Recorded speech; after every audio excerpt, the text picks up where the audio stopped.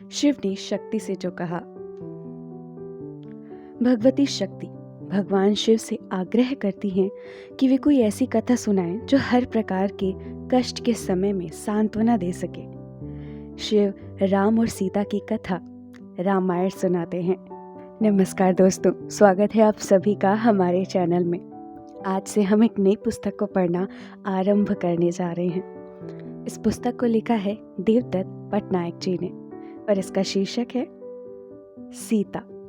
आइए आज इस पुस्तक को पढ़ना आरंभ करते हैं। यह कथा विविध रूपों, विविध भाषाओं, विविध शब्दों, विविध सूक्ष्म भेदों तथा विविध भावों के साथ प्रवाहित होती आई है। कहीं यह गद्य रूप में है तो कहीं पद्य रूप में, और कभी कभी तो केवल संकेतों से भी प्रकट की जाती है। चरित्र उभरते हैं, रूपांतरित होते हैं और पलक झपकते ही ओझल हो जाते हैं। यह बोलने वाले पौधों और सुनने वाले पशुओं, पराजित होने वाले देवों तथा विजयी होने वाले राक्षसों, नायकों के समान खलनायकों तथा खलनायकत्व से युक्त नायकों, ऋषियों व शिकारियों, शोषितों तथा शोषकों की चर्चा करती है। जो जो कथा आगे बढ़ती है, समय व स्थान नए नए मोड़ लेते चलते हैं। एक जिज्ञासु कौवा काकभुशुंडी इस कथा को सुन लेता है और उसे जो भी याद रहता है वह उसे नारद मुनि को सुना देता है। वे निरंतर घूमते रहने वाले एक ऐसे मुनि हैं जिन्हें गप्पे मारने तथा स्वर्ग व धरती के बीच बातों के आदान प्रदान में विशेष आनंद आता है। नारद को जो स्मरण रहता है वे उसे वाल्मीकि को सुना देते हैं। वे उस कथा को गान में बदलकर लव और कुश नामक जुड़वा बालकों को सिखा देते हैं। लव और कुश अयोध्या नरेश के सामने उसे गाते हैं। वे नहीं जानते कि वे उस कथा के नायक व उनके पिता हैं। राम भी अपने पुत्रों को नहीं पहचान पाते और उनके लिए यह विश्वास करना भी कठिन होता है कि बालक जो इतना सुंदर गीत सुना रहे हैं वह उनके अपने विषय में ही है। बालक अपने गान में संपूर्ण राम का वर्णन कर रहे हैं। वे जिस सीता का स्मरण करते हैं वह भी कई गुना बेहतर है, परंतु गीत अभी अधूरा है। अभी तो कथा शेष है। लव और कुश की कथा पूर्व रामायण आरंभिक भाग है। इसमें राम को एक बाणी, एक वचनी तथा एक पत्नी कहा गया है। वे मर्यादा पुरुषोत्तम, नियमों के महान संरक्षक हैं। यह कथा 6 अध्यायों के साथ समाप्त होती है, जहां राम राक्षस राज रावण पर विजय पाते हैं और अंततः अयोध्या नरेश के रूप में उनका राज्याभिषेक संपन्न होता है तथा साथ में माता सीता विराजती हैं। परंतु यह कथा उत्तर रामायण में भी जारी रहती है। यह बाद वाला भाग है जिसे राम और सीता के वियोग, पिता व पुत्रों के बीच युद्ध, सीता के धरती में समाने के साथ युद्ध का अंत तथा राम द्वारा सरयू में जल समाधि लेने का 7वां अध्याय भी शामिल किया गया है। तो सही मायने में रामायण कहाँ समाप्त होती है? इसका अंत छठे प्रसन्नतापूर्ण अध्याय के साथ माने या दुखद 7वें अध्याय के साथ अंत मानना चाहिए? इस विषय में तो व्यास मुनि भी मौन हैं, जिन्होंने वेदों की रचनाओं का संग्रह तथा वर्गीकरण किया है।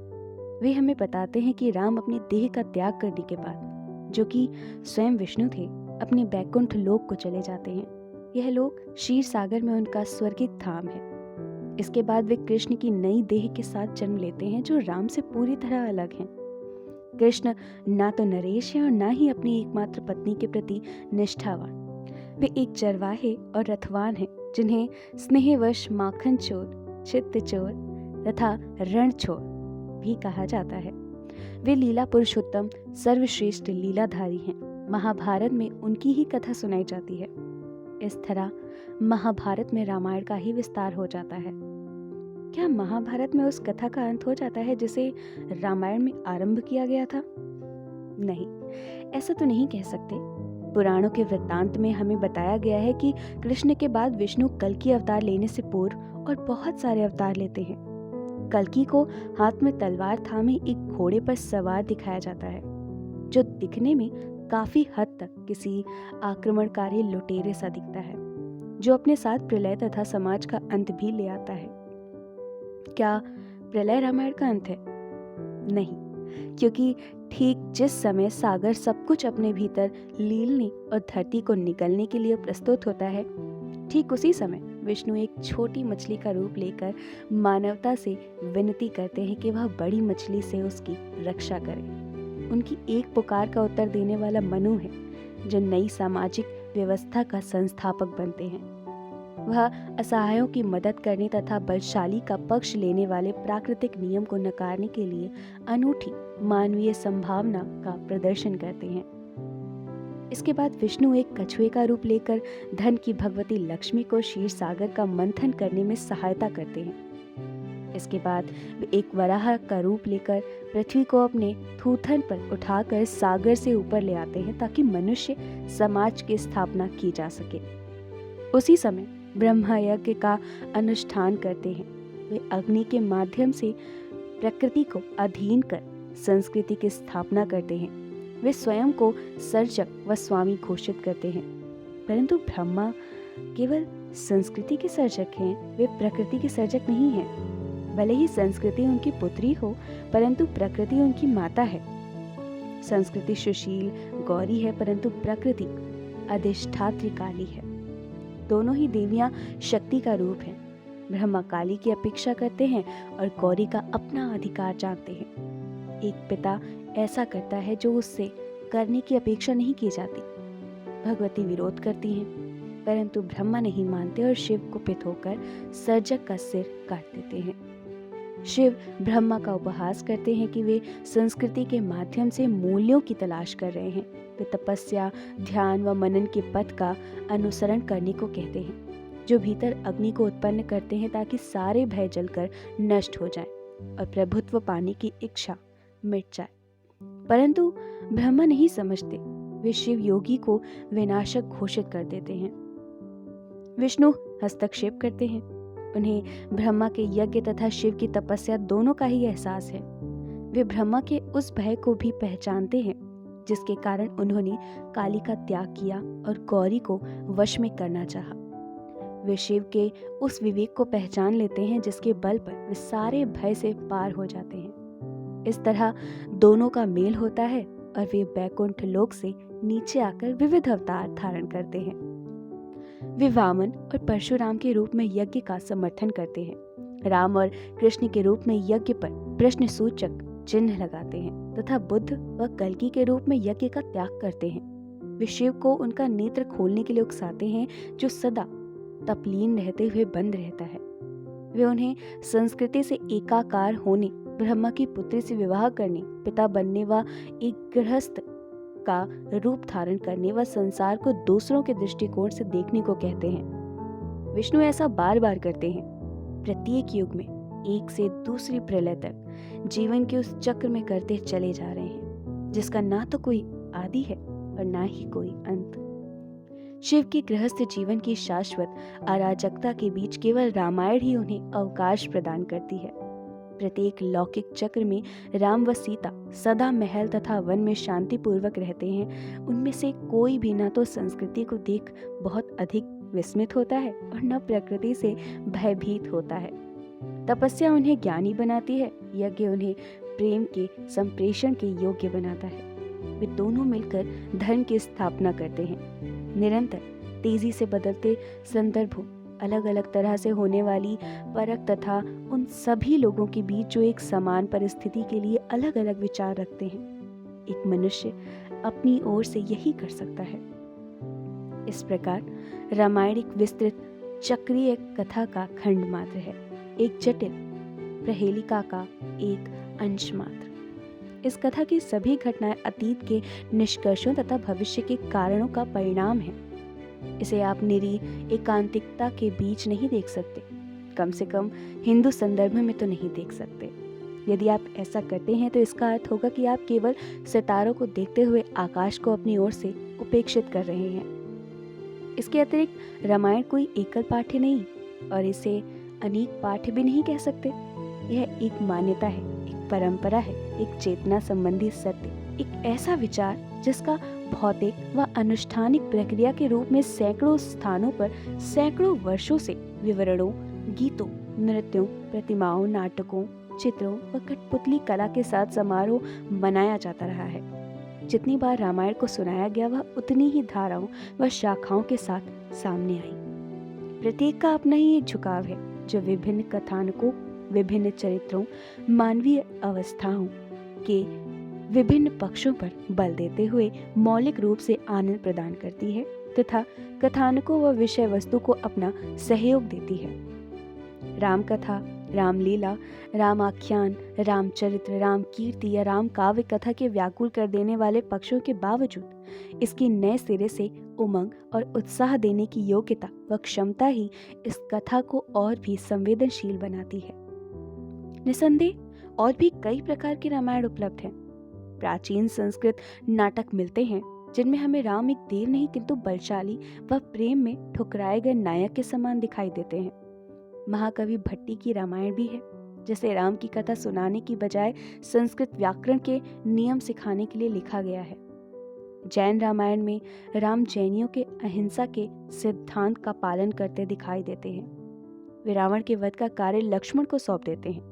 बौद्ध रामायण में राम को बौद्धिसत्व के रूप में दिखाया गया है, जहां वे अपने वचन का पालन करने के लिए तत्पर दिखते हैं। वे चाहे तो समय से पूर्व वनवास से लौट सकते हैं किंतु वे नियत समय तक वन में रहने का आग्रह रखते हैं। रामायणों के दक्षिण पूर्व एशियाई संस्करण भी उपलब्ध हैं, जैसे थाई रामाकीन तथा खमर रीमकर।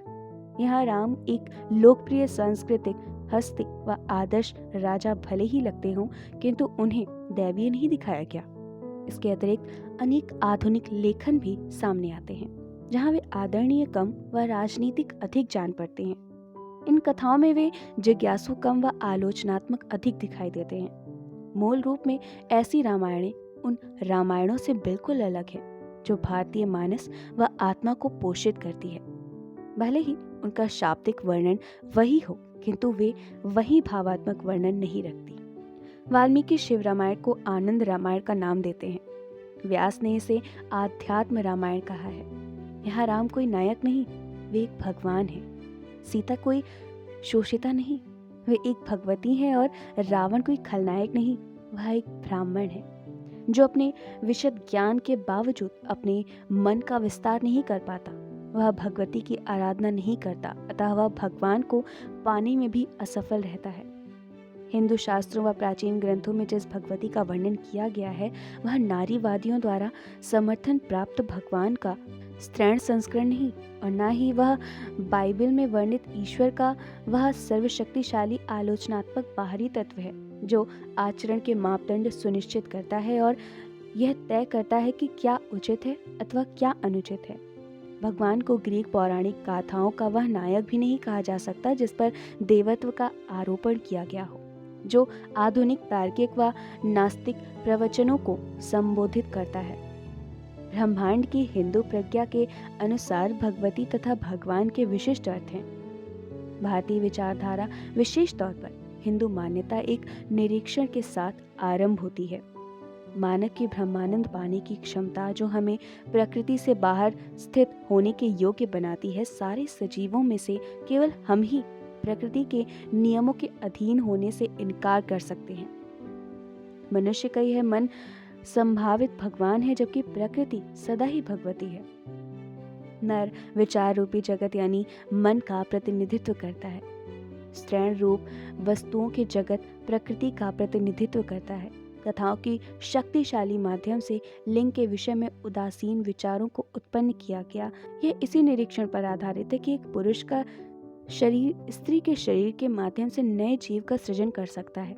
जिस प्रकार आकारहीन विचारों को वस्तुओं के माध्यम से ही अभिव्यक्ति मिलती है। आत्मनिरत व सब पर वर्चस्व रखने वाला मन सर्जक ब्रह्मा के समान है। उसका पूजन नहीं किया जाना चाहिए। उसके लिए प्रकृति धैर्यशाली सरस्वती है। प्रज्ञा की स्रोत वह अपनी प्रबुद्ध होने की प्रतीक्षा में है। जो मन दूसरों के दृष्टिकोण से उदासीन है वह संहारक शिव है, साधु है।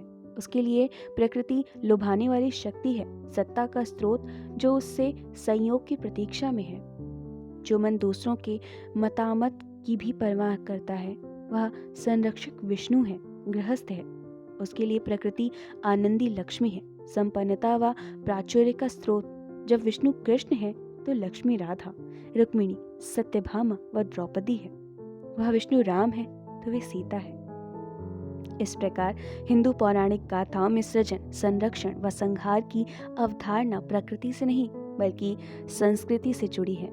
निसंदेह शब्द व अर्थ के इस सूक्ष्म अंतर को आसानी से अनुचित समझा जा सकता है और प्रायः ऐसा होता भी है, क्योंकि हम ऐसे संसार में रह रहे हैं जहां ग्रीक व बाइबल से जुड़ी गाथाओं से संचालित पश्चिमी उपदेशों का प्रभाव अधिक है, जो अमूर्त विचारों की तुलना में मूर्त, मापने योग्य तथा वर्गीकृत किए जाने वाले कार्यों व वस्तुओं के साथ स्वयं को अधिक सहज पाते हैं। यह पुस्तक रामायण को मनुष्य के मस्तिष्क के अनेक मानचित्रों में से एक के रूप में नए सिरे से अन्वेषण करना चाहती है। एक ओपन सोर्स दस्तावेज के रूप में जिसे विचारकों की पीढ़ियों ने समृद्ध किया, एक ऐसा वर्णन जो मानवीय दशाओं के लिए समानुभूति तथा स्नेह उत्पन्न करता है। मैं आशा करता हूँ कि मैं सफल रहूं, यदि मैं स्वयं को संतुष्ट नहीं करता इसके लिए। अनंत मिथकों के बीच एक शाश्वत सत्य है, उसे कौन देखता है? वरुण के 1000 नेत्र, इंद्र के 100 नेत्र, परंतु मेरे और आपके केवल 2 नेत्र ही तो हैं।